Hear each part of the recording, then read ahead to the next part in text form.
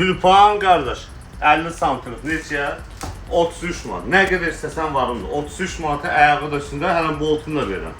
Uqlavoy tülpan 28 manata.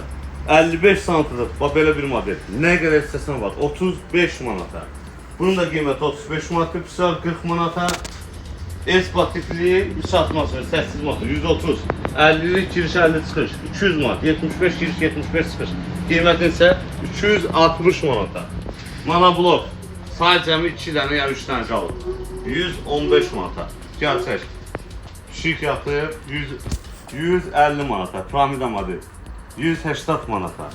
Antrasit rəngdə unitaz. Qiyməti cəmi isə 220 manata. Kvadrat model unitaz. Qiymətlərə baxın bir dənə. Buyurun. 115 manata. Mərmər teksturla ilə monoblok. Heç adı olmayan qiymət. 120 manata. Bunlar divara tam sıfırdır. Sonra gəl bunu da çək bir dənə. Moydadır 160 manata. Sonra moydadır antrasit 160 manata. Ağ rəngdə qırağında bax belə gözləri olan moydadır.